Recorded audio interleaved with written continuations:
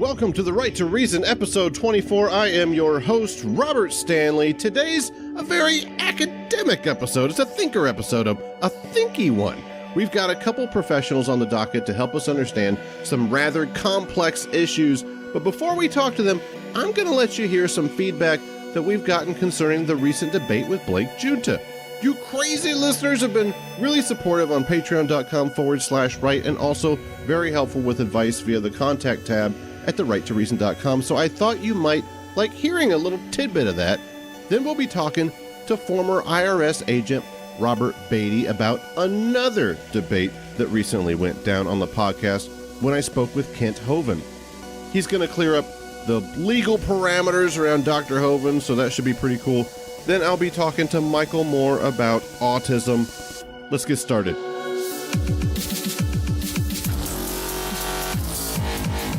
And let me assure you that we are going to take our fight for economic justice, for social justice, for environmental sanity, for a world of peace. And I think it should be religion treated with ridicule and hatred and contempt. And I claim that right. The cosmos is also within us. We're made of star stuff. We are a way for the cosmos to know itself.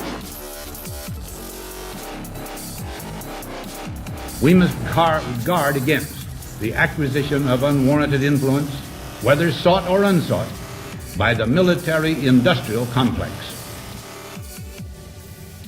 Do vaccines cause autism? What do you think? Well, I'll tell you what I think. I think it's a bunch of BS, but I'm just some dude. Nobody cares what I think, okay? That's why I get the smart people in front of the mic so that you can hear what they think. That's my job, people. We needed to ask a professional about this topic, so I found the best. This guy is on the cutting edge of autistic studies. Michael Allen Moore is a cognitive blending researcher and occupational therapist that has some fascinating ideas about autism and how studying autism can help us learn more about ourselves. There's been a lot of conspiracy theories about autism and its relation to vaccines. I intend to get some real data about that question, and maybe Michael can explain this complex topic to us in a way that we can fully grasp its value. All that happens right now. Culture is not your friend. Culture is for other people's convenience and the convenience of various institutions, churches, companies. We very naturally, as a cognitive and behavioral imperative, we form descriptions of the world and we try to figure out what's going on. If you base the design of rockets on science, they reach the moon. It works, bitches.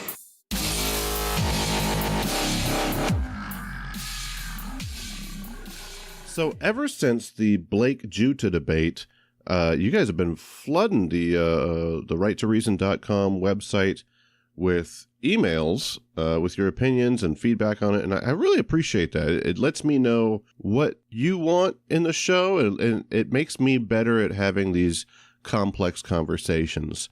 So I appreciate it. I picked my top 3, and I thought I'd just kind of read excerpts from each one to you. I don't want to read them in their entirety just because it's a little long, and I don't want to spend the whole podcast reading emails or anything, but just give you a quick taste of what my inbox looks like. One listener said, "You pretty much caught him on most things. I think the only real blatant problem with Blake's arguments that you missed is that he doesn't seem to realize there is a difference between existence and your confidence in it, if it exists or not. He doesn't seem to realize that just because you are confident something exists doesn't actually mean it exists, and it is not an argument for existence." I thought that was a interesting take. Another listener wrote in, and this one's a long one, so I'm just going to give you the beginning and the end. "The debate was good. The conversation format, in my opinion, works far better than a set battle, and Blake and Robert's ability to communicate clearly helped immensely. Blake's position is well thought out and unfrustrated by non sequitur, which makes for a good debate. In the debate, Junta brings up a Bayesian argument for why The existence of a moral arena suggests the existence of a God, which Blake defines as a maximally great being or a being maximally deserving of worship. I want to put forward a few comments on specifically this argument that I felt weren't made by Stanley, although he did make several other excellent objections. And then he goes on to explain that a maximally great being wouldn't necessarily be deserving of worship. The greatest being probably doesn't exist. Are we a computer program? The moral arena under theism and atheism, the problem of evil. I'll read you the problem of evil and then his conclusion real quick. As has been pointed out by very many people, the presence of evil probably does more harm than good. Not certainly, but far more likely than not. The presence of evil is bad, and as much as we are capable of knowing anything, it seems like God could prevent some of it. Blake has several arguments against the problem of evil, but at least for me, they are all very weak, focusing on defending against certain types of evil rather than all types of evil. Conclusion, the presence of all powerful benevolent being is very unlikely. It is not clear at all how we could come to the conclusion that a maximally great being exists, is material, could create the universe, and did so. For me, it seems that the probability of such a God is infinitesimally small. It's also not clear why the existence of such a being would even be helpful to the Christian's case. Helpful email, and I really enjoyed it. And then last but not least, this was actually a really just short email that I got, but I really appreciate it. It says, great job with the Blake debate, Robert. Keep up the good work. So even something like that, where it didn't go into a lot of detail, but still meant a lot. So I appreciate that. Please feel free to keep those emails coming. That's the right to reason 2017@gmail.com, or you can just message me directly through therighttoreason.com.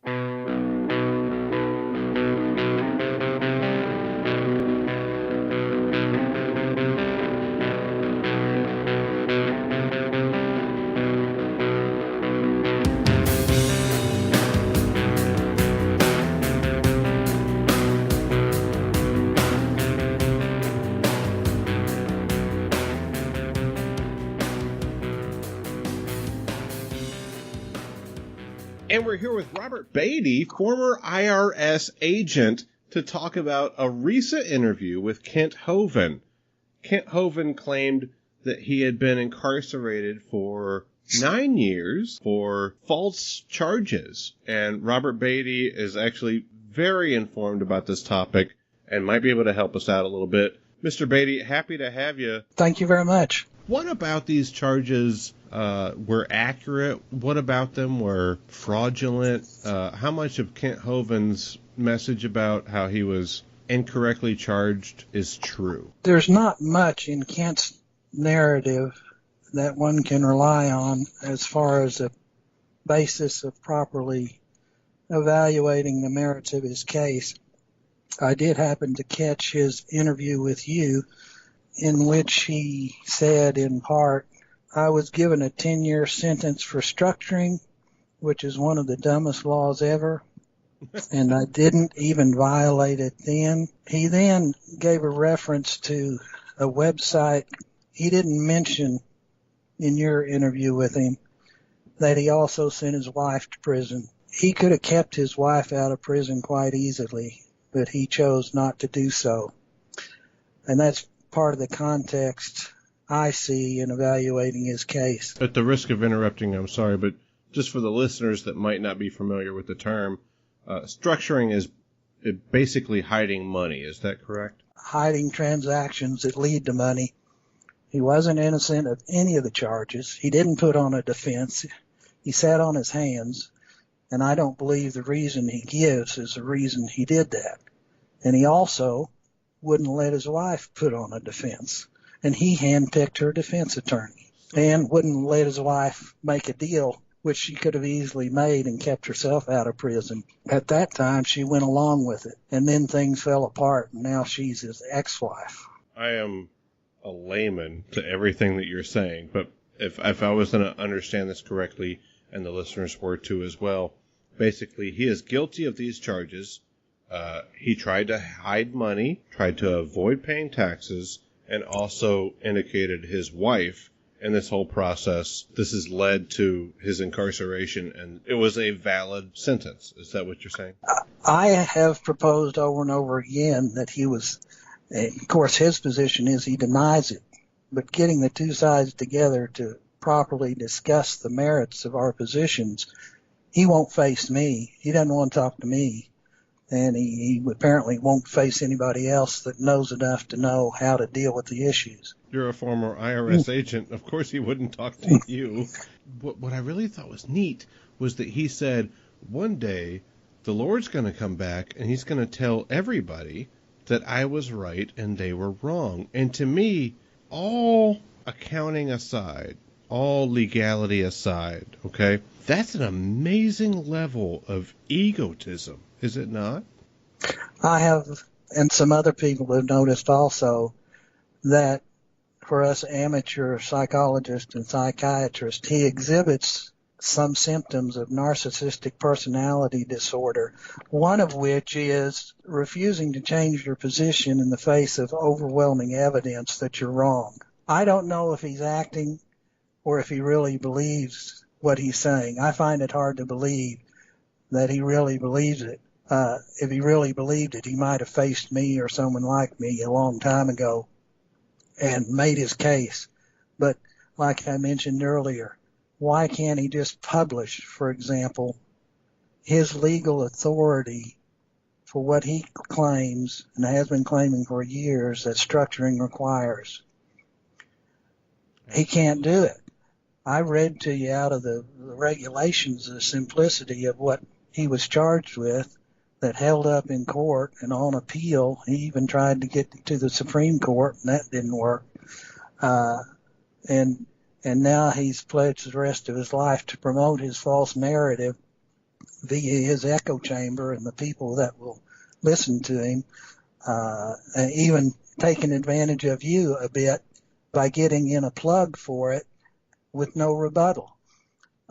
So when I see that, I like to say, well, if you're interested, you had Ken on and he lied to you or presented his false narrative, you might listen to the other side of that. But I want to key in on one point that you made. Do you feel like perhaps, and this is something I've questioned myself about a bit since the interview, and even leading up to it, that perhaps I gave him a stage to perpetuate his message that I should not have? I wouldn't say that. I think it's good that people interview him. I think maybe it's unfortunate if you were not up to speed on what he was talking about at the time. I certainly was not.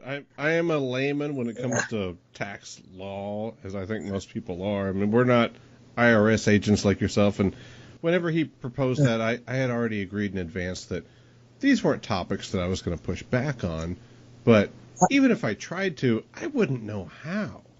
Well, I think he does get by with a lot, and part of it, unlike in your situation, a lot of the people that broadcast his more explicit false legal narratives are already his supporters. I wouldn't consider you his supporter, right, but you may not have been prepared to deal with that issue, and he might have been rather stringent in avoiding it had you tried to get into it. I think in the Bill Ludlow debate recently, Kent said something approaching that issue, maybe something about tax dollars going to evolution in schools and that sort of thing. And Bill told him, I don't think you want to go there, Kent. Bill is a member of my Facebook group on Hovine, and he's informed a bit were that issue to break out. But they had other issues to deal with. But it almost got mentioned in that debate. Mr. Beatty, I have really enjoyed kind of picking at your brain a little bit. Is there a way that people can find you on social media or on the internet? The standalone website that specializes in Kent Hovine and me, one of my friends set it up for me after Facebook was giving us such a hard time, is KEHVRLB.com.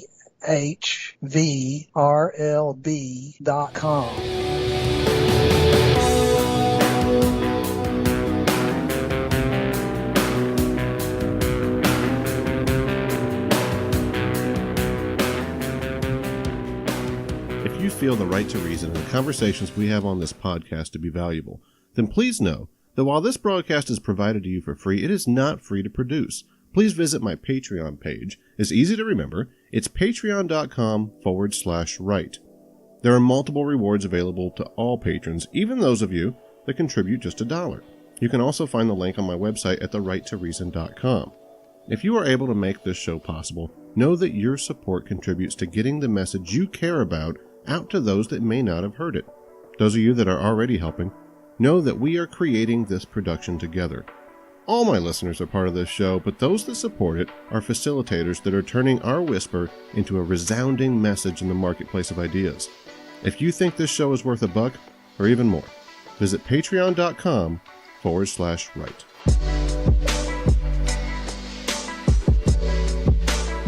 This is Russell Glasser from The Atheist Experience, and I'm standing up for your right to reason. Thomas Westbrook here from Holy Kool-Aid, and you're listening to The Right to Reason. Hey there, this is Daniel Lee Four from the metal band Predator, a band that defends atheism, and you're listening to The Right to Reason.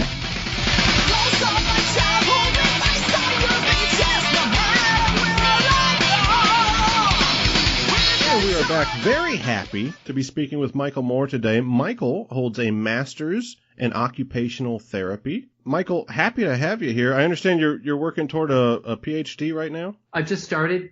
Just trying to get that underway. You probably want to refer to me as Michael Allen Moore, so people don't confuse me with the with the guy that makes the 9/11 Fahrenheit 9/11 stuff. Yeah. Yeah. People are upset when they see Michael Moore, they tune in and it's not him, and they'll be disappointed if it's me. So well, just you and I had a little bit of chance to speak already, and I can tell the listener they will not be disappointed in listening to you talk about a very important topic, autism. Not just autism itself, but exactly how that understanding of autism kind of impacts just our understanding of our own psychology in a way. Just to start off, like what is an occupational therapist? Like, what is that? Is that somebody that tells you that your job's okay, don't quit? The use of the word occupational in the title, occupational therapy, refers to any activity. Standing up, walking over, opening a door, buttoning a shirt, brushing your teeth, any type of task, you do, and then the subcomponents of those tasks that you do. That's what the word occupation really refers to. Occupational therapists work in a wide variety of domains, primarily physical medicine and rehabilitation, the school system, working with people who suffered strokes, traumatic brain injuries from car accidents, or other types of accidents, things of that nature, essentially. We work in some type of physical and functional rehabilitation, essentially. Whenever I remember back to my college education, they were talking about different branches of psychology, and they would mention behavioral therapy. Is this kind of like that? Well, we're not psychologists, although we do have a fair amount of undergraduate psychology work, but we're very hands-on. So it's not a talking therapy at all, but it's very physical. But we're not physical therapists. Physical therapists primarily are concerned with like gait training, walking, things like that.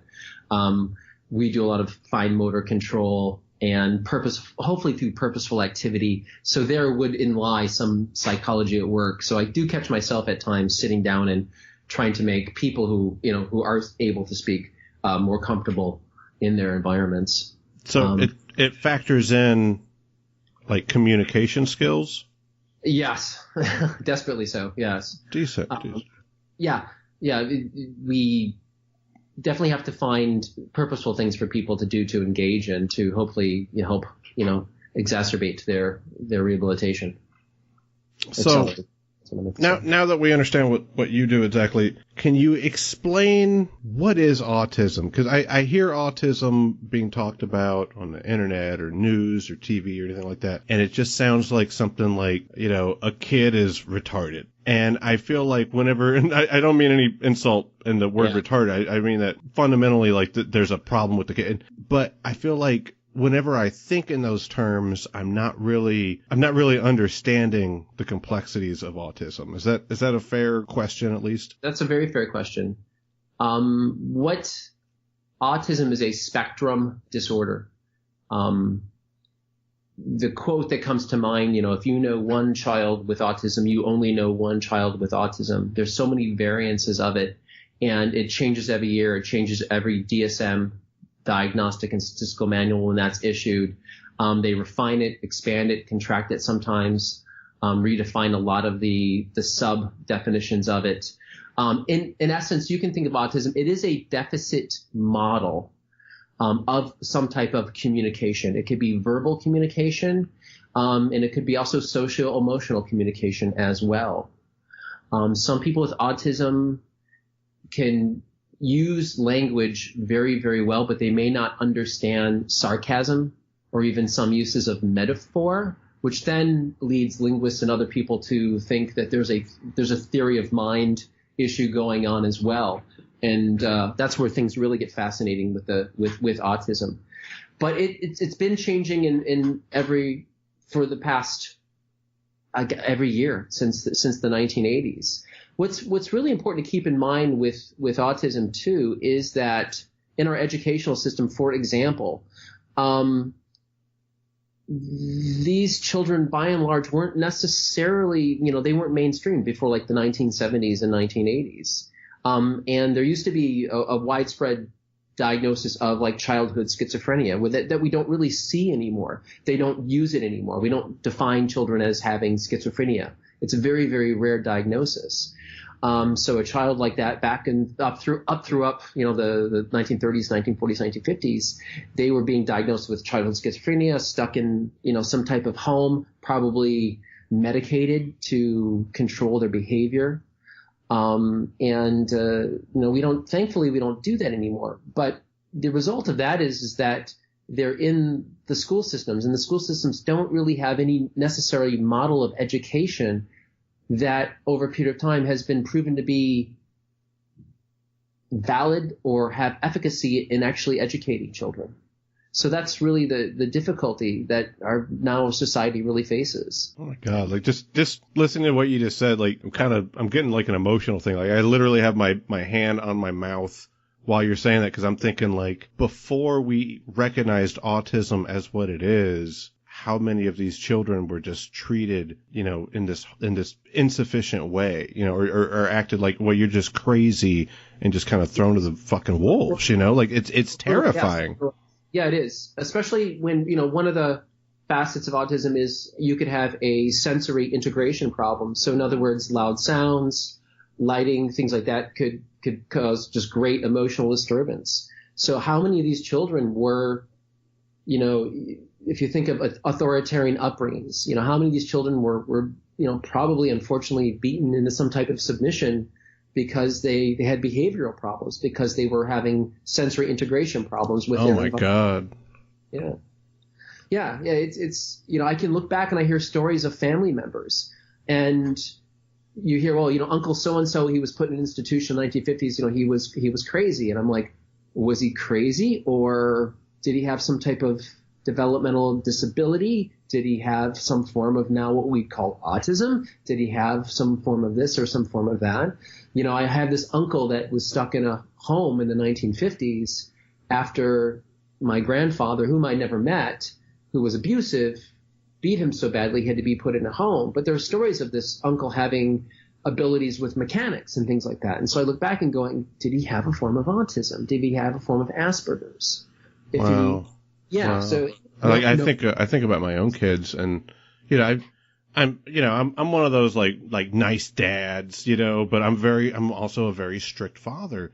And I think like if my child, just as much of a novice as I am about this topic alone, and how much you're blowing my mind right now, which that, like you've only been talking for like 5 minutes and I've already got my mind blown. So I must have a lot to learn about this, like that's immediately the impression I'm getting. But if my child had autism or something, like how much, like I wouldn't know, and how would I respond to that in a disciplinary way? And it's terrifying. That's the one thing it's really humbled me a great deal, and it's made me a very patient person, and I struggle to be a more patient person every day.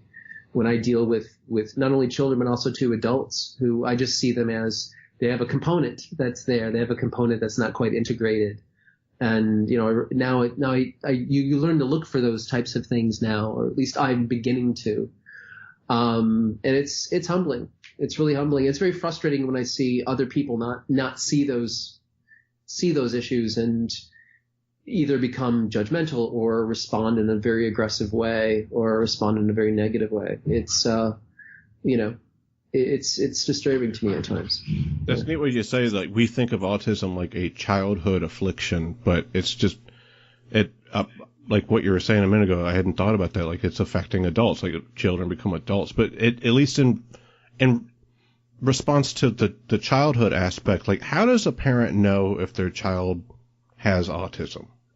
There's a series of questionnaires and just some basic checklists that a parent can kind of go through and check off. And if they have any concerns, I would just tell them to consult their physician and consult, maybe one or two physicians.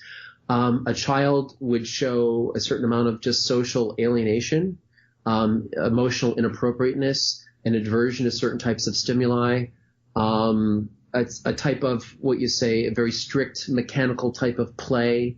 Their play wouldn't be flexible. They would be very inflexible with certain things. With objects, they could be more interested in objects than people, things like that. There's a whole range of things that one could be concerned about, but it could be something else. It'd be worth it just to always have that, School systems are getting better now with a type of screening tool when children do hit the system in early intervention as young as 2 and 3 years old. And midwives are becoming very, very astute in spotting these types of even behaviors amongst newborns, especially if they have atypical motor type responses in the way the arms and the way they're having reflexes. So people are getting much, much better at it. So here's a softball for you, but I'm sure a lot of the listeners have been just flooded with stuff all over Facebook and Twitter and social media, and even news seems to have like a weird, quirky way of covering this information. But I keep hearing the same thing over and over, especially from like celebrities and stuff. Do vaccines cause autism? Frontline did a wonderful documentary on vaccines. And I'm quoting the Frontline PBS documentary where several European nations, France, Britain, I believe Finland was one, all those countries with socialized medicine that, that pump a lot of money into public health, did long-term studies of the components and use of vaccines, and they found no correlation whatsoever. And there's been, I think, I heard another quote, there's been actually since the Lancet studies in the Lancet study, which has been retracted by the British Journal back in the 1990s, there's been 17 studies done now, definitive long-term studies done on autism and vaccines, and there's no connection whatsoever. And I had heard that Lancet study, that was the initial one. That was the catalyst of all this stuff. And then the guy that wrote it, didn't he have his whole doctorate taken away? Yeah. This came up on one of your shows, if I'm not mistaken, where they talked about, or maybe I'm mistaken with another show. But that researcher had a sort of his own cult of personality for his own ego and published this erroneous material, and it really should have never even been published in the first place. It was so poorly vetted. It's amazing that one little speck of paranoia has just flooded the social discourse like it has, and all the negative results that have come from that. The fuel to the fire is the fact that we vaccinate children at around the same time that the features of autism become apparent, and that correlation causation mistake that we do as human beings takes hold and creates a lot of just misunderstanding and a lot of damage. And it feeds in to that very core of paranoia that we have, that wants us to have self-blame. Anytime we see our own children like doing something wrong, we want to blame ourselves, you know, or if they're sick, it's our fault. It's that guilt thing. And I my heart just goes out to these parents that, you know, they have an autistic child. They see some bullshit on the internet or something about how it was a result of the vaccinations they gave them. They feel bad, but it also appeals to that, like the government, you know, big pharma, all this stuff is kind of working against me. And it's almost like the perfect conspiracy because it brings in all these different facets. Yeah, as human beings, we would rather have a model of the way the world works that's complete yet wrong than to say, well, I don't know, you know. That's fast. Yeah. Would you say that your model of the world itself, your religious ideas kind of help you understand this topic better, or your lack of religious ideas might be more appropriate, help you understand this a little bit better? Yeah. Yes. Because I don't, you know, I'm an atheist. And I'm happy to be an atheist. And I see my fellow man as a type of, you know, we're a species of primate that, you know, have developed culture and mechanisms and things like that. But, you know, we are clearly a species of primate. And if you look at each other and yourself through the lens of evolution, you know, our behaviors, our anxieties, our fears, our mistakes, our types of self-destruction make perfect sense. It shouldn't shock us, you know, at all. And even with my own mistakes that I've made over the years, I'm going, well, that makes sense from this point of view, you know, from this type of insecurity, what I was doing in my teens and 20s. And it's like, oh, okay. It makes total sense, and it's very understandable. Well, okay. I was going to ask, like, what kind of research are you doing to understand and treat autism better exactly? Right now, I'm just trying to catch up on the research that exists, to be quite honest with you. Mark Turner is the big name in conceptual blending, and that's come into the theory of mind, and that's connection to autism, and really one of the big features across the whole spectrum of autism is this concept of conceptual blending or conceptual integration. And that is conceptual blending, and what basically that is, it's in and of itself, it's a metaphorical term used to refer to a powerful basic mental operation in which sort of our minds basically assemble stimuli in our environment of things like and things unlike, and basically integrate that and synthesize that into basically meaningful frames or mental operations. Okay, so like right at the beginning, you said conceptual blending, and I'm like, please explain that, and then you explain it, and I'm like, woo, like right over my head, you know? I know, I'm trying to get better at this, I apologize, please bear. Well, it's hard I would assume someone with your education and your research experience, it's probably hard to speak on a novice level, but... but I have to do this. Or else I'm kind of full of it, and I have to own up to that. In essence, let's take, for example, if you see a number 2, right there, you imagine then 2 of something, okay, or 2 of anything, right? In a 1-year-old starts to do this, a 2-year-old starts to do this. That is a mental blend. That is a cognitive integration. You've taken this symbol and realized it's a symbol for something else. But it's not just a symbol for something else. It's a symbol for a bunch of other things that could be in pairs or be in 2s. Does that make sense? That makes perfect sense. Okay. Yeah. It's like the ability to look at a car, or like right now I'm staring out my window and I see, you know, a Jeep Liberty, and I see an old Ford Contour, I think, or something like that. But those are cars, and they're under the umbrella of cars, and that's a conceptual blend of car. So like the blending itself, the term blending, like if I think of like a blender, and now I sound like a total idiot. But I'm just saying, like, I'm trying to like help I'm saying it back to you to see if I got it right. So it's like I can take the symbol of 2, but also understand what the 2 represents. So I'm blending the concept of more than 1 item, less than 3 items, and blending that with the symbol of the item, and therefore these 2 concepts have blended. Is that fair? That's fair. Yeah. Okay. And to realize that has wide-reaching implications as well. And, you know, 2 of something and then 2 of something else can also be blended into 4 and things like that too. So our math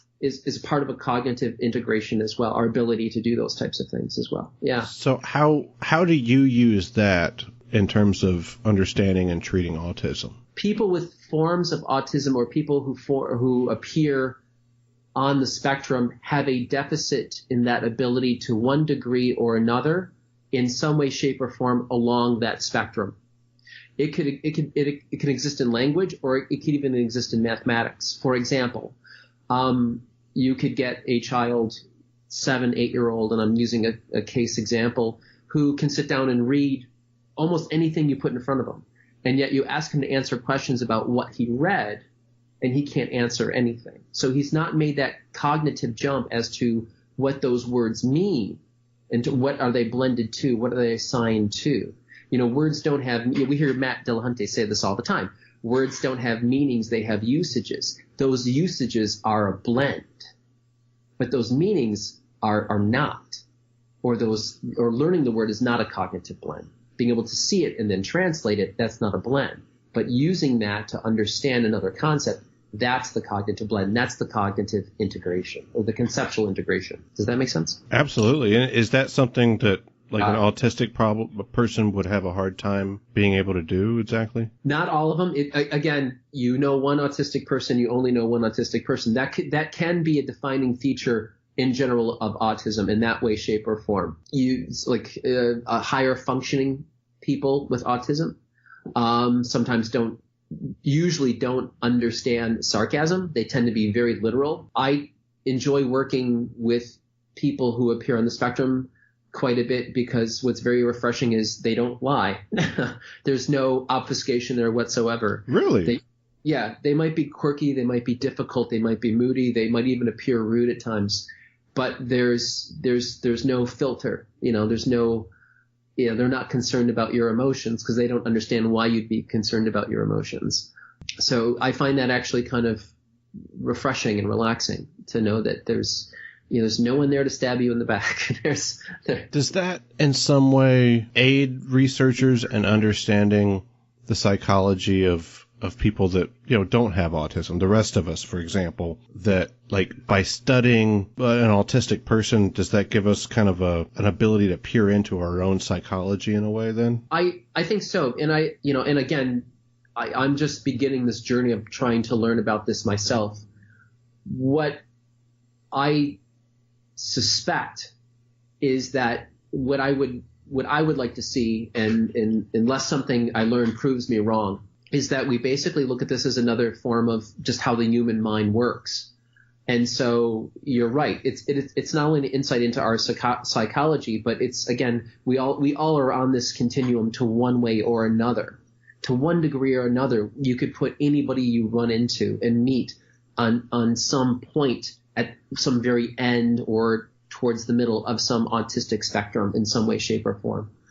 And I've heard that from other professionals, too, that I work with. It's like, the more you work with, the more I realize we're all a little bit this. We all have these moments of this. We all function this way.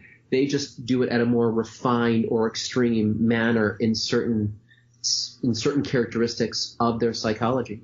Whoa. Like I'm like rubbing my eyes right now. Like I'm just like, what you're saying that this is it's like a sliding scale. It's not like you're either autistic or you're not, or you're either schizophrenic or you're not, or you're either, this or you're not that, or like you're saying like this is something that we all kind of blend together.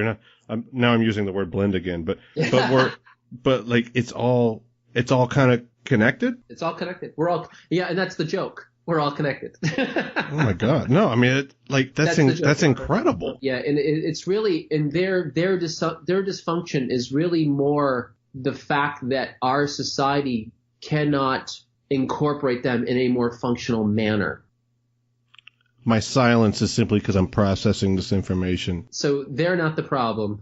We are. Wow. Our inability to accommodate them, our society's inability to basically is part of the problem, And obviously, I say that, and I say that knowing there are these extreme cases of children with sensory processing disorders where, some type of medication is definitely warranted because the child is, beating their head against the wall or something like that. So we do have these these extremes that do fall under the autistic umbrella with a lot of other comorbidities or other issues going on there. But, I think it's important that we begin to at least see that these things are in all of us. It's just that, other things are interacting with them and making us appear more functional at the same time. So I have learned so much. Like, this is one of those, I'm guessing the listener will probably have to rewind it as well. But even though I'm interviewing you, I'm going to have to go back and play a lot of this just to kind of, it probably didn't mean as much to you. While you're saying it, it all makes sense. But for me to process everything you're saying, that was a lot of information at once. And I wanted to ask you 3 questions real quick before I let you go. And also, how can people find you before asking these questions? If they wanted to talk to you more about this, or if they wanted to ask you questions about whether their children had autism, or maybe how they can understand cognitive blending better, how can people get a hold of you? Facebook, Michael Allen Moore on Facebook, basically. It's kind of hard. There's a lot of us. It's a very popular name, obviously. Michael Allen Moore at Fahrenheit911.com, right? Okay, so one thing, like, I always see autism in relation to, like, boys, but I don't see it in relation to girls. Is it just is it a boy thing, or is it just more common, or what? It's more it does show a prevalence in males. What's that about? That's a weird thing, right? Nobody knows. Wow. Nobody knows. Wow. Okay. Is it genetic? Is autism genetic? Definitely, yeah. Now, whenever we say genetic, does that mean that it comes from the parents in the sense of the parents gave them the autism, or is there a meaning to that that's a little bit deeper there? There's some different theories out there right now. There's a couple different people right now pushing a chemical diet theory of or a chemical poison theory of autism.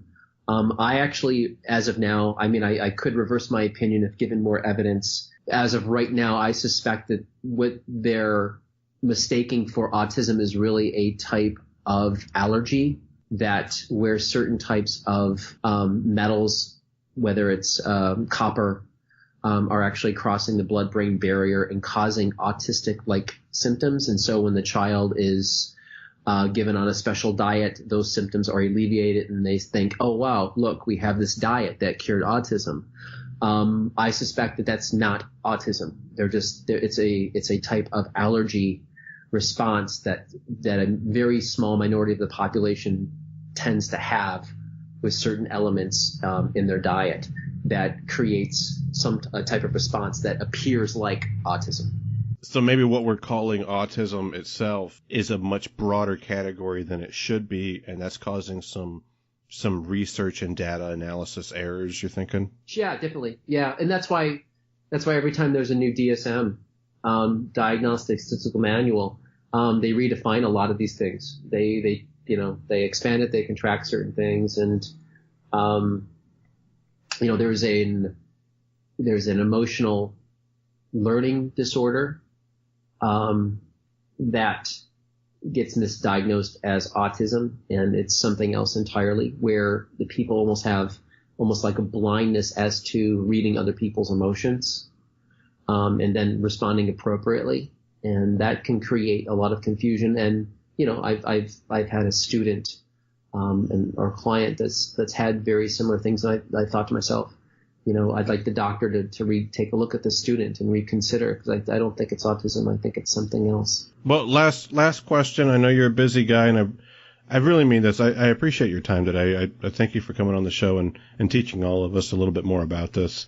And it honestly, just hearing this up, it's humbling, man. It's humbling. Like, it's man, like, it makes your heart go out to, like, all these people that are struggling to deal with just stuff that we think of as just everyday life. Whenever you said that part about parents possibly treating their children in a certain way, or in the past calling it schizophrenia, or shoving them into some kind of a crazy house, as it would have been considered back in the old days or something, like, man, like, I say all that to say, like, thank you for enlightening us on the topic. But last question, and this is your fault because you brought it up, so now you got to deal with it, pal. You went religious, and now it's happening. But anyway, so, and in terms of like religion stuff like you had mentioned that you were atheist, and just before I let you go, I was hoping to kind of get an understanding of Like, did you grow up atheist? Like, did you start out that way, or is this something that you transitioned to? Yeah, I think my parents each had their own, I think, individual spiritual beliefs, but I was not indoctrinated into either one, you know. And as a teenager, I was kind of a get along, go along teenager. I really wasn't a rabble rouser, and sort of fell into that whole 1980s evangelical born again Christian movement for a while, if you remember back then. Yes. Yeah. Yes, I do. Yeah. And do you remember how obnoxious they all were? Yeah. The biggest thing with that time was like the evangelical guy that comes, you know, the evangelist that comes to your church, and like he just does like this tour thing, like a rock star going from church to church to church, or all around the country. And then, you know, he comes to your church and like they pump you up like weeks before it. You know, they go to your Christian school, or they go, you know, the youth group or whatever, and like everybody's pumped up, and this guy gets there and he's like, "You're all sinners, quit masturbating all the time, get up here and get on your knees." And probably get on your knees was probably a bad euphemism right there, but you know what I mean? I'm just saying, like, it was always about teenagers and jerking off. I don't know, maybe that was just me because I jerked off a lot, but either way, like, it was just like, I don't know if that still goes on today as much, the evangelical thing. Also, too, there was that whole satanic panic, which was fascinating to me. Yes. Being a young kid and loving heavy metal and hard rock, and of course, and the iconography and the imagery of that music is so heavily based. But I also loved, those old British films from the 60s, the Hammer House horror films, which were always about horror and things like that too. And I never thought for one second that those films were trying to teach me to become a Satanist. I thought those films were just trying to be something spooky to watch on a Saturday afternoon, you know. And it was always like play the song in reverse, and and here's what it's gonna say. It's gonna say, you know, something Satan's kids and secret services or whatever, you know, and then like it plays it and you're like, oh yeah, I hear that now. But you wouldn't have heard it if they hadn't told you. Like, I always remember they would always play the music in reverse and I'd be like, oh my God, this is satanic. That's because we project, you know, our brains do a lot of projection and imagination. And, you know, when you're that young and that suggestible, you can easily do that. I think that maybe speak about something about me where I never heard that. So I mean, I think I lacked that type of imaginary thinking. The group that I fell into pushed the satanic kind of thing pretty heavy, and which made me read the Bible, which made me even do some Bible studies for a while, and even begin to kind of try to understand, well, what is the ramification of translating, you know, a language from Greek into English or from, you know, Latin or something like this, and what really happens in the translation process and the communication process. And then once in my early 20s, I realized that, well, a lot of meaning is simply changed or corrupted. I really let a lot of it go. And then I got into college and I started studying some philosophy and logic. And then at which point in time, I just decided, you know, this is, I guess I'm an atheist, you know, and I think I was probably my early 20s. What was your guilty pleasure hairband that you knew it was bad, you know, it was satanic, but you jammed the fuck out of it anyway? Who was it? It was Twisted Sister, right? It was No, I was a serious teenager. I loved Iron Maiden, so I loved the Aw, you were so much cooler than me, man. You were Iron Maiden? I was Iron Maiden. Yeah. I had the You didn't screw around. No, loved Iron Maiden. I still do. Guilty pleasure, I will pop on Iron Maiden once in a while and crank it really, really loud. Michael, thank you so much for your time, man. And Michael was... Allen Moore, Iron Maiden aficionado. I really appreciate your time. Can we talk again sometime? Because I actually want to learn a little bit more about exactly what cognitive blending is, and I feel like we didn't have enough time to really dig into that. But I'm still learning myself. I'd be happy to pass along what I'm learning in my journey on my way. So yes, thank you so much.